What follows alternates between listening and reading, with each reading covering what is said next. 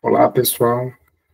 O objetivo desta pequena videoaula é fazer um resumo aí do conteúdo, né, da prova objetiva e discursiva 2.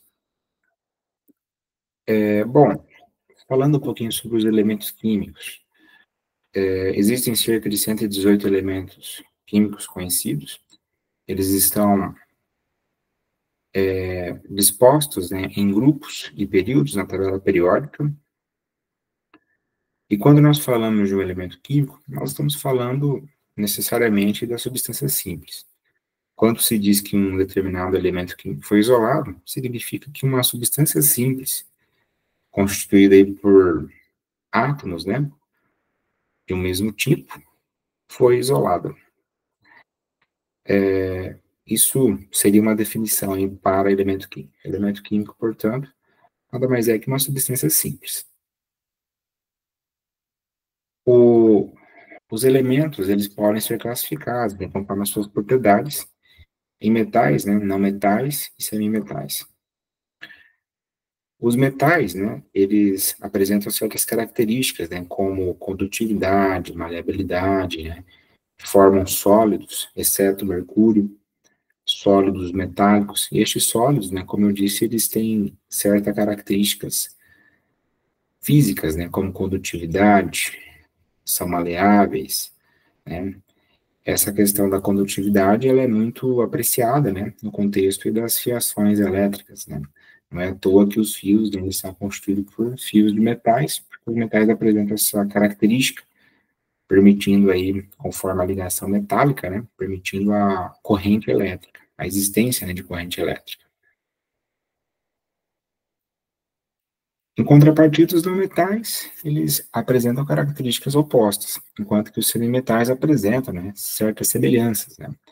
Por exemplo, o silício é um semimetal, ele apresenta uma certa condutividade, algo que se assemelha aí aos metais. Portanto, quando nós falamos de substâncias simples, nós estamos falando, portanto, de substâncias, né, materiais que apresentam em sua constituição átomos, né, de um mesmo elemento químico. Substância simples é o elemento em si. E é interessante observar que não existe apenas uma substância simples, né, para um determinado elemento. Um químico ele pode ser encontrado, né, em diferentes substâncias simples.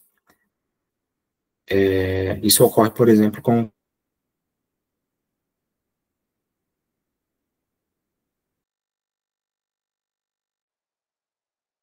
essa com o ozônio também, né, que é constituído por oxigênio, o gás oxigênio, que também é constituído por oxigênio.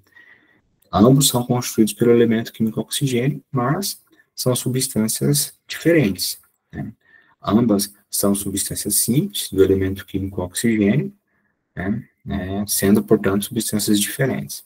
Assim como no caso do diamante e o grafite. Ambos são sólidos, né, contendo apenas átomos de carbono, mas, né, são sólidos diferentes, são materiais diferentes. Esse fenômeno, no contexto da química, é conhecido como alotropia. Outra questão importante, quando nós falamos de elementos químicos, são as propriedades periódicas. As propriedades periódicas mais comuns são o raio atômico, né, que é a metade da distância entre dois núcleos, né, de átomos em uma ligação química, a energia de ionização, que é a energia necessária para a retirada do elétron mais externo, da eletrosfera, ou seja, aquele elétron que está na camada de valência. A eletronegatividade é uma propriedade bem interessante, né, e ela está relacionada à capacidade que um elemento tem, quando ele está ligado, de atrair elétrons para si. E a afinidade eletrônica, que é a afinidade, né, por elétrons que um determinado elemento tem. Com relação ao raio, ele aumenta, né, de cima para baixo, existe essa tendência para o grupo 1, grupo 2, né, do grupo 13 ao grupo 18, essa tendência ela é verificada, sem nenhum tipo de anomalia, né, então o raio aumenta de cima para baixo no grupo, e ele tende também a aumentar, né, da direita para a esquerda, em um período na tabela periódica. A energia de ionização ela é inversamente proporcional ao raio. O que significa dizer que ela é inversamente proporcional? significa que quanto maior o raio atômico, menor será a energia de ionização. A eletronegatividade, ela tem de ser elevada para elementos que apresentem um baixo, né, um pequeno valor para raio, né, raios pequenos. Elementos que têm, portanto, raios atômicos pequenos, eles tendem a ter uma elevada eletronegatividade e também uma elevada afinidade eletrônica, porque possibilita ao elétron, né, sentir mais eficazmente a carga nuclear, ser mais eficazmente atraído pelo núcleo. Isso é possível em raios pequenos, né? Elementos com raios pequenos. Se um átomo ele tem um raio muito grande, o elétron adicionado ele não vai ser atraído tão eficazmente pelo núcleo, porque ele estará muito longe. Então, em um raio pequeno, o elétron adicionado ele pode ser atraído mais eficazmente, porque ele estará mais próximo do núcleo, né?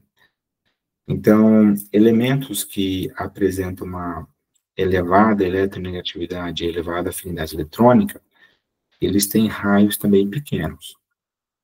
Como é o caso do flúor, por exemplo, né, oxigênio. A questão das propriedades periódicas, elas são bem interessantes no contexto da ligação química, porque elas apontam, né, para certos comportamentos que esses elementos têm, indicando a forma como esses elementos se ligam. Isso é muito importante, isso é interessante observar, né?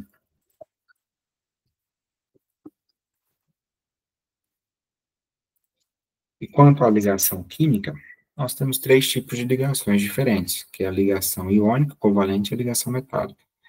A ligação iônica, ela se dá entre espécies carregadas, uma negativamente e a outra positivamente. Então, a carga positiva atrai a carga negativa, ocorrendo, portanto, uma interação eletrostática, né? Isso é a ligação iônica. Essa carga, ela pode estar em um átomo isolado ou em uma espécie, né, que não é monoatômica. Por exemplo, o sódio mais é só o sódio mais mesmo, é só o elemento, só um átomo de sódio com uma carga positiva. Mas, por exemplo, tem um cátion, que é chamado cátion amônio, por exemplo. Ele não é constituído por apenas um átomo. O cátion amônio, a fórmula química dele é NH4+. É uma espécie carregada positivamente. Isso vale também para as cargas negativas. Se nós temos, por exemplo, o cloro ele pode ter uma carga negativa, né, formando ali o ânion cloreto. No cloreto, nós temos o cloro e uma carga negativa, é um monoânion.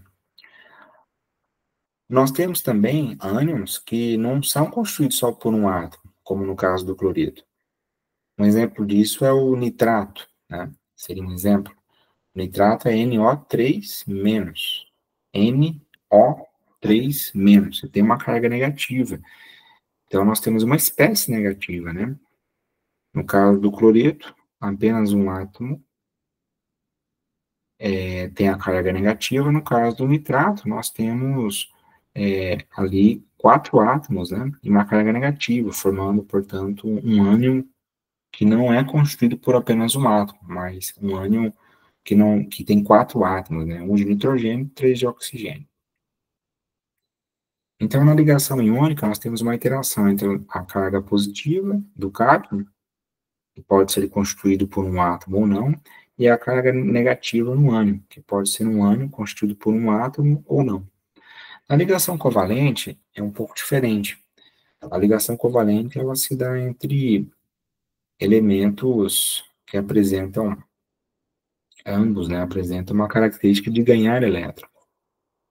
Então, como ambos apresentam uma característica de ganhar elétrons, não ocorre a perda ou ganho, né, mas o compartilhamento de elétrons. Na ligação iônica, geralmente, portanto, nós teremos aí um metal e um não metal, onde um tem a tendência de perder elétrons, o outro tem a tendência de ganhar elétrons. Na ligação covalente, geralmente é uma ligação entre não metais, porque os não metais, eles apresentam uma tendência, né, em ganhar elétrons. Como ambos têm a tendência de ganhar elétrons, portanto, ao compartilhamento. Já na ligação metálica, é a ligação entre metais, né, onde ambos têm a tendência de perder elétrons. Os metais são eletropositivos, né, apresentam a tendência de formar cátions. Portanto, né, nós podemos dizer aí que a ligação iônica ela ocorre entre uma espécie, né, carregada negativamente, e uma outra espécie, né, um ou mais átomos, carregada positivamente. Enquanto que a ligação covalente ela ocorre entre não metais, né. É interessante que os não metais, considerando as propriedades periódicas, eles apresentam uma elevada, né, energia de ionização, geralmente, e uma elevada eletronegatividade. Já com relação à ligação metálica, né, nós temos o oposto. A ligação metálica é entre metais, ou seja, elementos com baixa energia de ionização e elevada eletropositividade. Aqui eu estou tentando fazer uma ligação, né, da natureza da ligação química com as propriedades periódicas, né, conforme aquilo que eu já tinha falado anteriormente.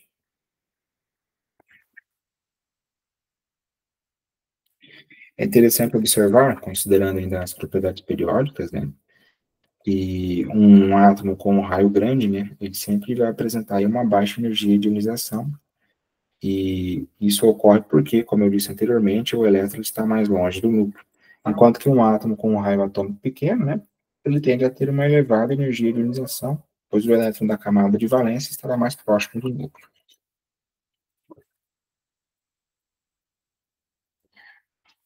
Bom, além dessa questão, outra questão importante que envolve os elementos químicos é o estado de oxidação. O que é o estado de oxidação? O estado de oxidação significa o seguinte, né, dizer que um elemento ele tem uma carga, né, mais, ou dois mais, ou três mais, ou ainda assim um elemento tem uma carga menos, dois menos, três menos. Existem muitos elementos na tabela periódica que podem ser encontrados em diferentes estados de oxidação. Isso significa que esses elementos, eles têm uma versatilidade química maior, né? Quando eu digo versatilidade química, eu estou dizendo no sentido de que eles podem ser encontrados, né, se combinando de diferentes maneiras, né, com um outro elemento químico, conforme o seu estado de oxidação. Quanto ao estado de oxidação, é interessante observar que ele pode ser literal ou não, né?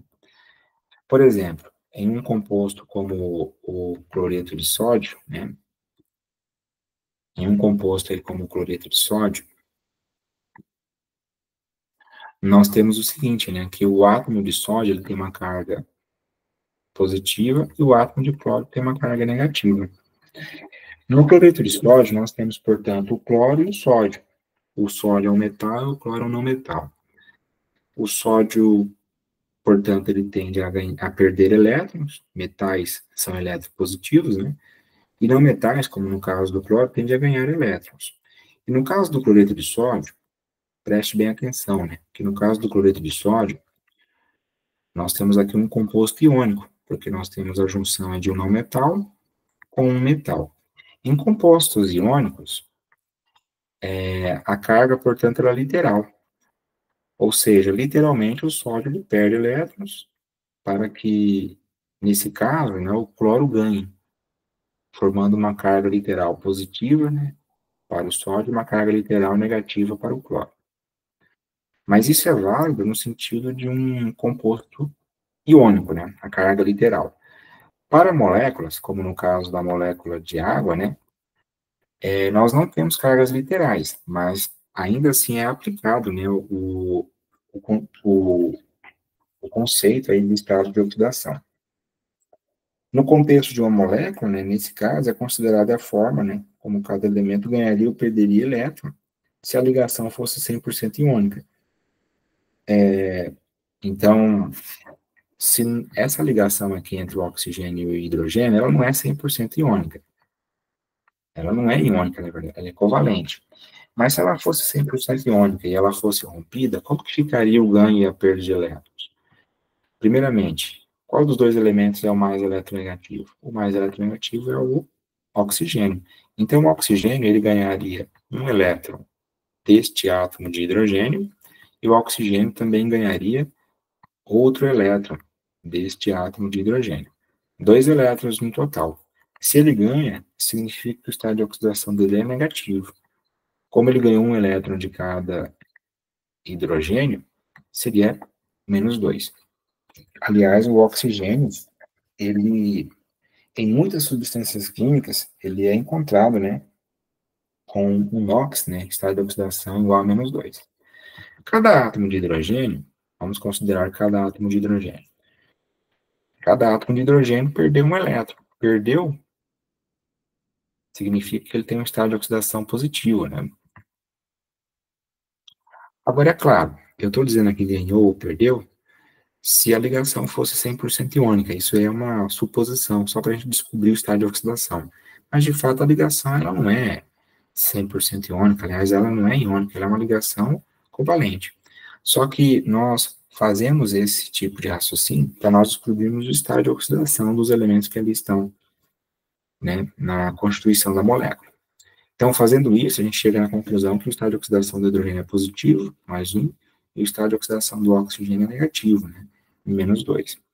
Mas lembrando que a carga positiva ou negativa, ela é literal, ou seja, um átomo de fato perde para que o outro ganhe apenas em compostos iônicos.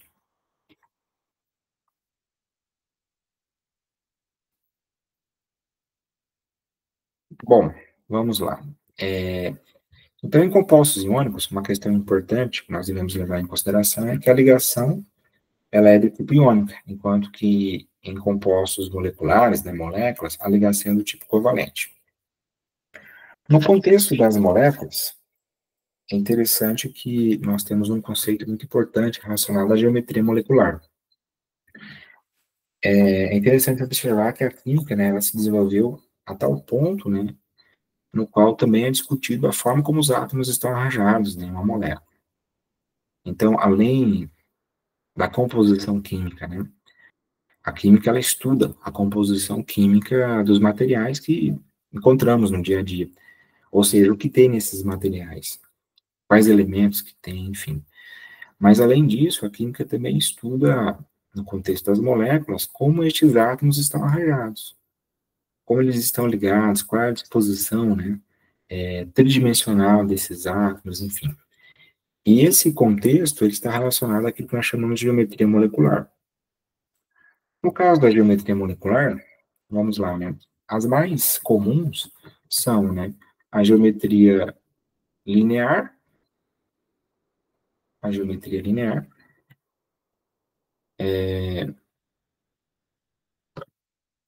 vamos ver se eu consigo colar aqui no Paint. Bom, não consegui, mas vamos lá.